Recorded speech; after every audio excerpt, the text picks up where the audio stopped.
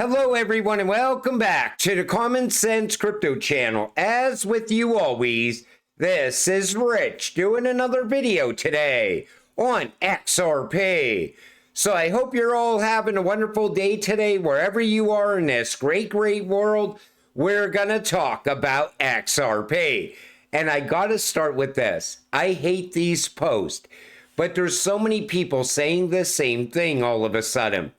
Flare passes the XRP ledger in daily active addresses. Almost all metrics I look at indicate that Flare Networks is vastly undervalued compared to XRP because XRP is insanely overvalued. That's just wrong in so many ways. XRP is very undervalued right now. Same thing with Flare. Let's look at return on investment. Sure, Flare can offer a great return on investment, but so can XRP. XRP, right now, most people could agree on this. We are going to see an easy 10 to 20x. People are calling for a lot more than that. People think we're going to see a 50x for XRP in this run. Can the same thing happen for Flare? Absolutely. I think what's going on is a lot of people are finally coming around to Flare now because it's starting to get some momentum going. But I never put XRP versus Flare. They're going to work side by side. Flare is going to add utility to XRP as well. But it's not one versus another. If anything, invest and hold both of these cryptocurrencies. And I got to talk about this. Scammers are mailing fake letters to Ledger users, pretending to be the company, and asking for seed phrases through QR codes for a supposed critical security update. Ledger has confirmed this is a scam and reiterated that Ledger will never call, DM, or ask you for your recovery phrase. Stay vigilant and trade safe out there. Like I said, the scams are going to pick up momentum as this market picks up momentum. So if you get a letter from Ledger, it is a scam. Don't click the QR code. Battle of the Titans, XDC versus XRP. Who's really ready to reshape global finance? Listen, these two cryptocurrencies are both great cryptocurrencies. They're going to run side by side in the new financial system. They're both ISO compliant as well. XRP and XDC are already coming together through SBI. But they both have advantages over each other because they both have two different use cases. When people ask me about XDC, I always tell them, if you want to hold something that's going to be tied to digital trade, absolutely hold XDC. But it goes beyond that for XDC. Think tokenization, cross-border payments as well.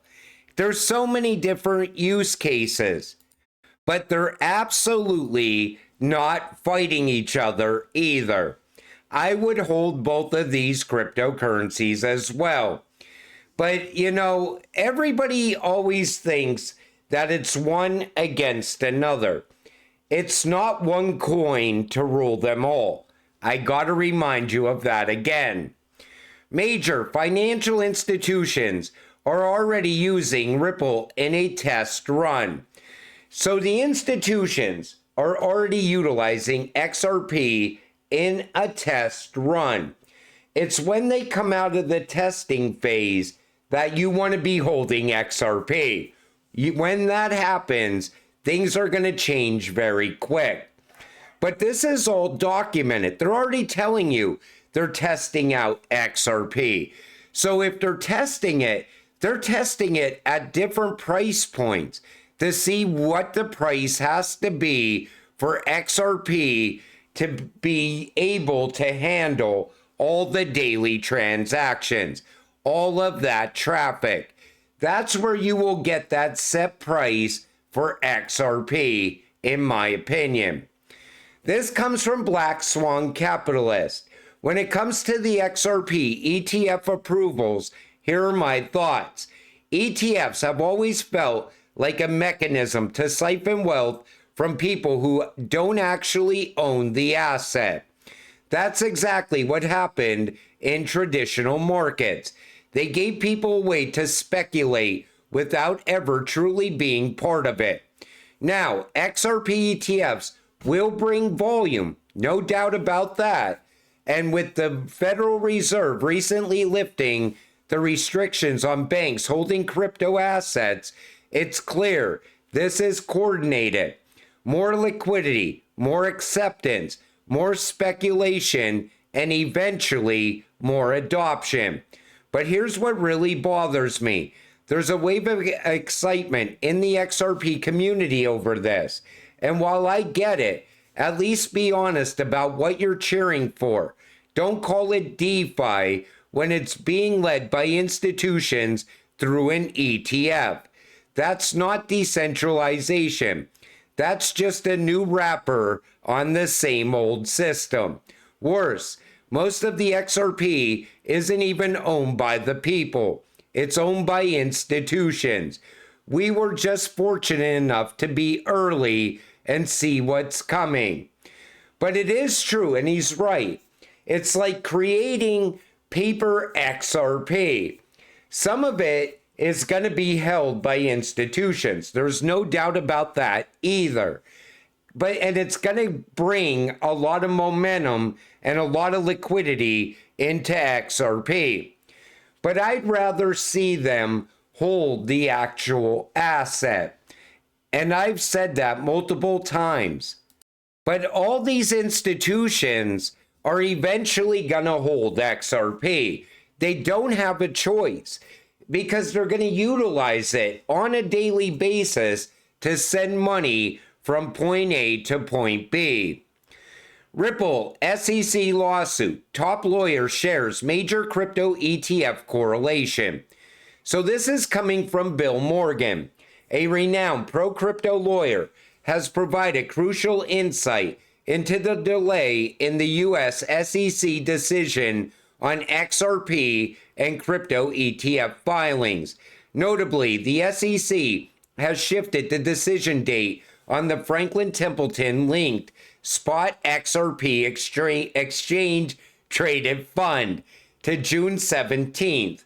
Morgan, in a post on X, noted that this new date coincides with the deadline for a status report in the SEC versus Ripple case. He suggests that the timing could be odd or potentially strategic. And it's true, it coincides with that date.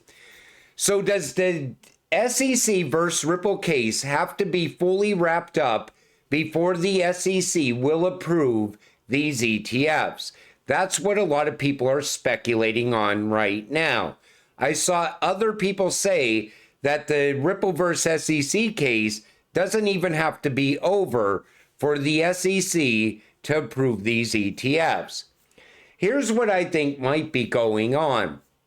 Right now, you still have the Bitcoin ETFs. Once the XRP ETFs go live, a lot of people speculate and a lot of people think that the money's going to shift from the Bitcoin ETFs into the XRP ETFs. And maybe BlackRock is holding this up because it is strange that BlackRock has not filed for an XRP ETF at all. So maybe they're putting pressure on the SEC to delay this just a little while longer. Let's see where this goes from here, but it's very interesting to see what is happening. XRP is deliberately being kept in the shadows, but we are steadfast. Everything must eventually come to light. Take a listen to this. Just and a thought.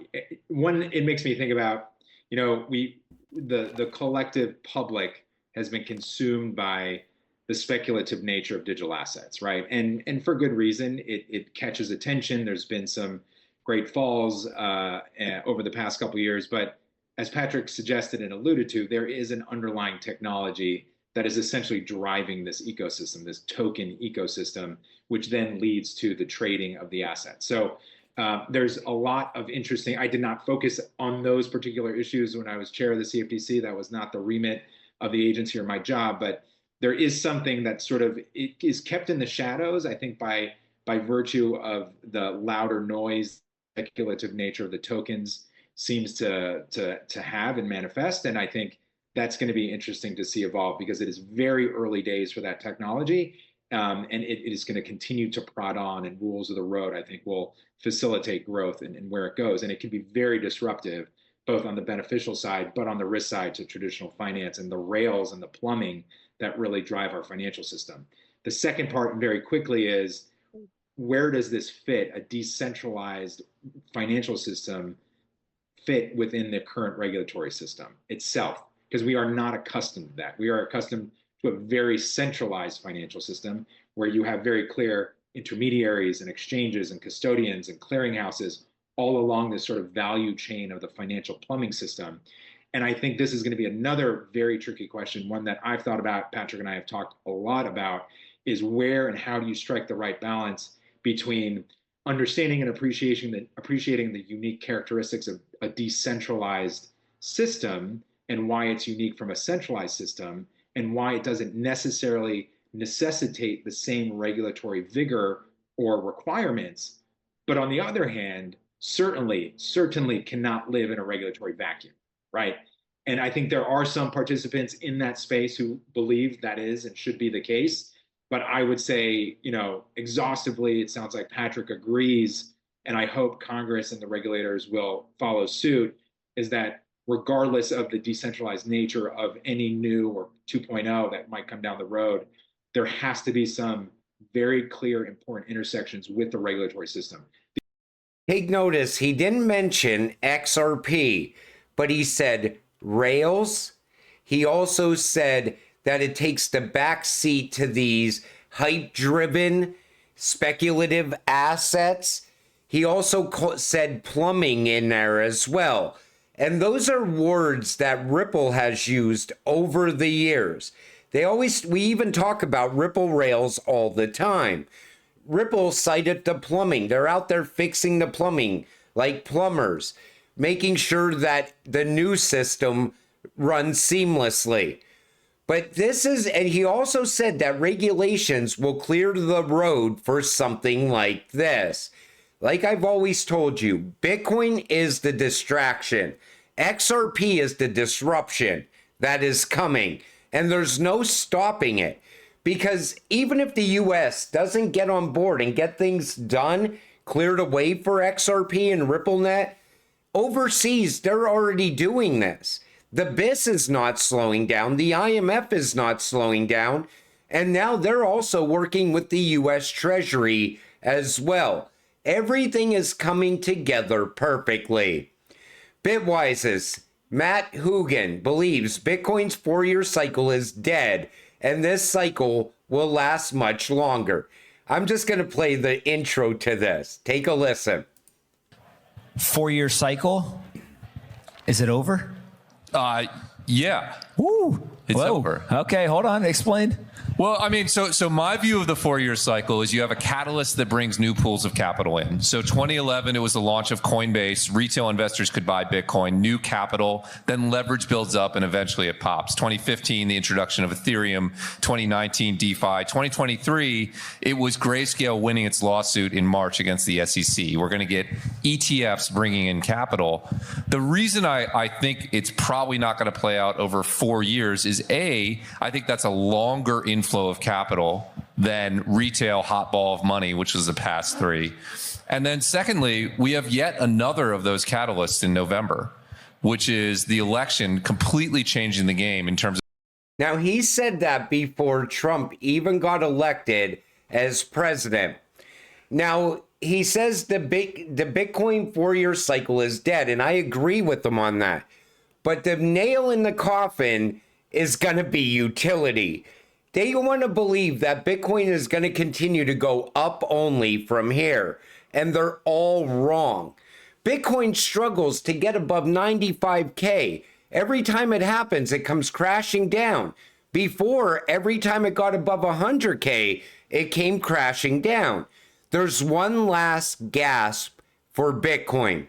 Whatever it achieves in its next all-time high is going to be it, because utility is coming. And take notice, he cited ETFs.